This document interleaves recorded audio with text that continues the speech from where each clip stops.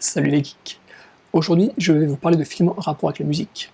Je suis un grand fan de blues, entre autres genres musicaux, et aujourd'hui, je vais vous présenter Honky Tonk Man et The Commitments.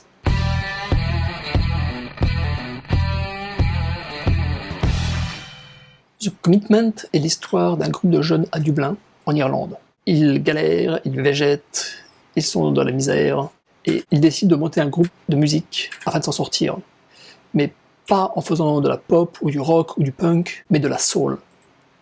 Et ouais, de la musique soul chantée par des Irlandais blancs. Le pire, c'est que ça marche. Alan Parker est un réalisateur talentueux qui a fait de nombreux films socio-économiques et ou en rapport avec de la musique, comme Pink Floyd The Wall, je dirais son plus célèbre, mais également Birdie, Mississippi Burning et donc les Commitments. Dans les Commitments, on rit, on pleure en suivant les aventures de nos héros, de nos zéros, qui essayent vaille que vaille de sortir de la médiocrité quotidienne pour atteindre le succès et transformer un rêve en réalité.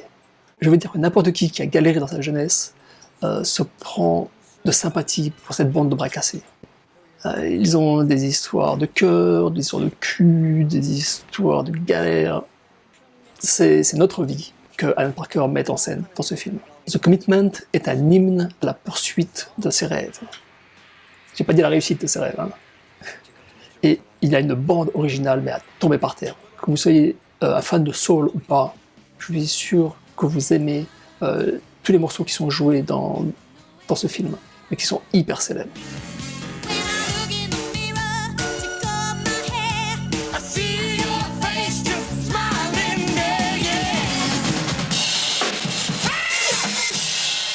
Honky Tonk Man est le premier film de Clint Eastwood en rapport direct avec la musique. Le second, c'est Bird, le film qu'il a réalisé 10 ans plus tard sur la vie de Charlie Parker, le jazzman. Honky Tonk Man raconte la vie d'un chanteur de honky tonk qui a la tuberculose. Honky Tonk, c'est le nom des bars malfamés, genre Boui Boui, où les chanteurs itinérants du sud de l'Amérique profonde pouvaient exercer leur profession. On va dire.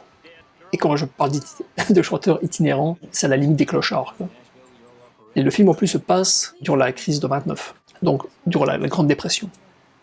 Donc ce chanteur de honky tonk est en fin de carrière, il est en fin de vie, mais il a une chance de rentrer dans la légende de la musique s'il arrive à atteindre Nashville, et un hôtel très particulier de Nashville, où sont enregistrés tous les grands joueurs de honky tonk.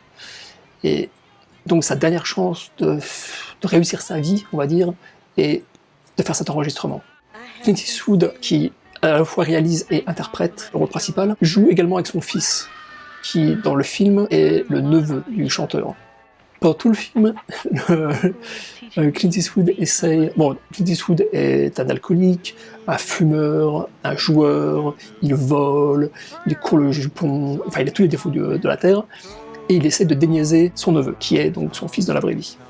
Et pour la petite histoire, le fils est devenu un grand chanteur. Comme quoi, c'est dans la famille. Encore une fois, comme avec les Commitments, que vous soyez un fan de musique, enfin de blues ou de musique country n'a pas d'importance. Je suis sûr que vous allez tomber amoureux de la BO de ce film. Honky Tonk Man est un petit film, mais avec un très grand Clint Eastwood. Aussi bien devant la caméra que derrière. Voilà, c'est tout pour cette vidéo. Je vous mets les liens des bandes annonces pour les deux films dans la description de la vidéo. Comme ça, vous pouvez vous faire une idée si ça vous intéresse ou pas. Avez-vous vu ces films? Et qu'en pensez-vous, si c'est le cas? Dites-le moi dans les commentaires. Et puis, je vous dis merci d'avoir regardé cette vidéo.